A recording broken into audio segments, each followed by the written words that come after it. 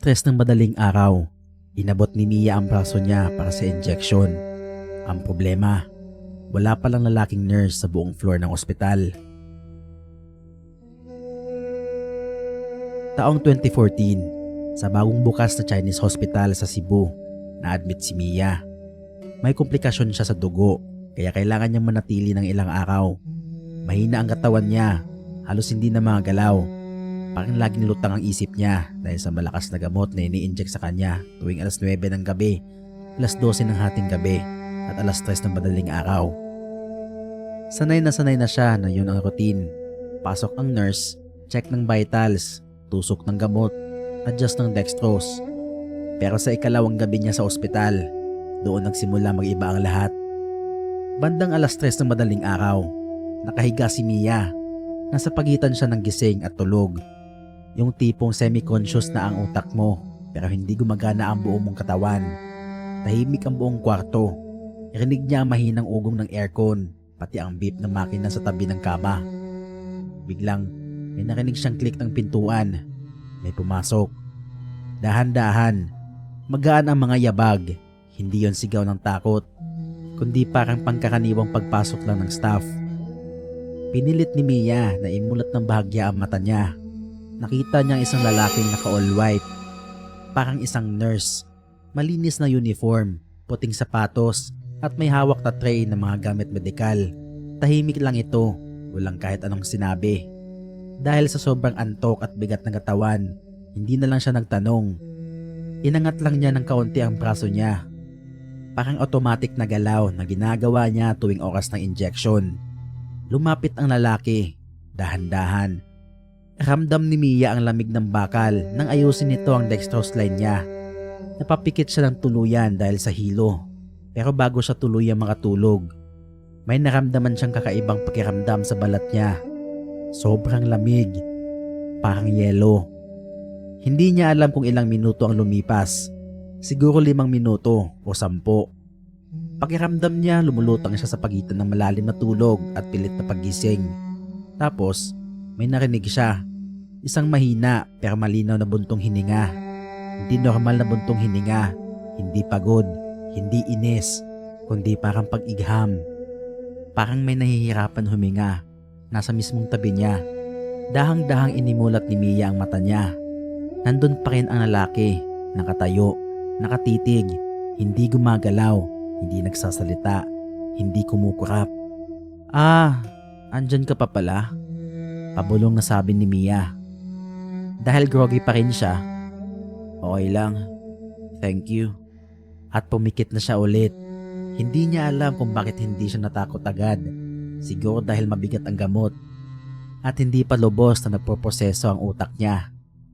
Siguro dahil akala niya nurse talaga ito.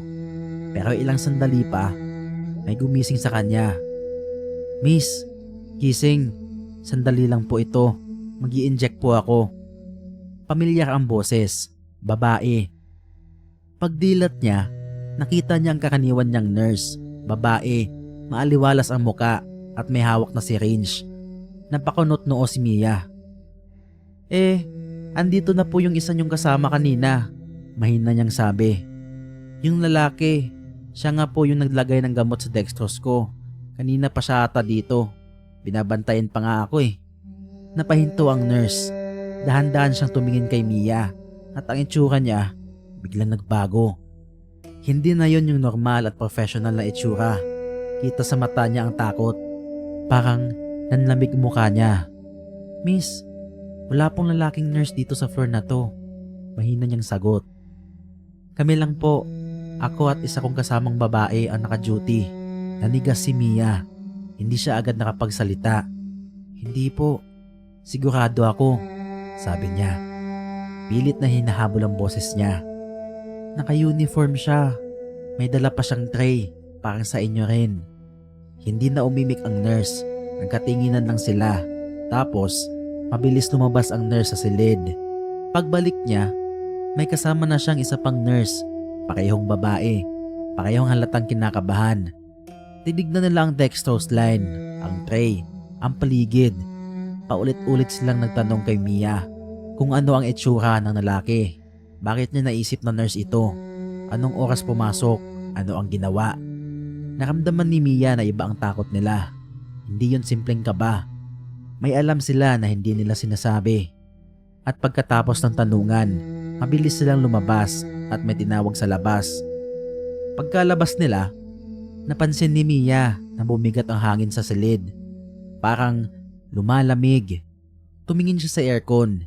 Hindi naman gumagalaw ang remote. Hindi naman tumataas ang setting. Pero humahangin ng malakas. Parang biglang lumakas ang blower. Napalunok si Mia. Niyakap niya ang kumot. Pilit niyang inuuwi ang sarili sa isip na baka nagkamali lang ako ng tingin. Baka may bagong staff lang talaga na hindi nabanggit sa kanila. Pero paulit-ulit na sumasagi sa isip niya ang imahe ng lalaking yun.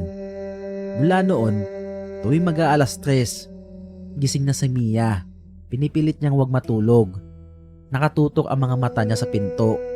Inuubos niya ang lakas niya para manatiling alerto. Pero minsan, kahit anong pilit mong iwas, hindi mo talaga sila kayang takasan. Isang gabi, habang nakapikit siya ng bahagya, narinig niya ulit ang click ng pintuan, yung mahinang pagbukas, yung yapak. Pero kahit magkabaliktad-baliktad siya sa kama, nararamdaman niya yung presensya, yung lamig, yung bigat ng hangin. Mamaya-maya, napansin niyang automatic na umangat ang kamay niya. Parang inabot ang braso niya. Parang nasanay na sa routine. Parang naghihintay ng injection. At doon niya na-realize, paano kung hindi pala tao ang inaabot niya. Kaya minsan, kahit nasa ospital ka, kahit maliwanag, kahit may bantay, kahit alam mong may duty na nurse, hindi ibig sabihin na ligtas ka na. Kasi kapag may pumasok sa silid mo ng alas 3 ng madaling araw at inabot mo ang braso mo at may humawak at may nag-ayos ng dextrose mo at may tumayo sa tabi ng kama mo, hindi kumikilos, hindi nagsasalita, siguraduhin mong tao ang kausap mo.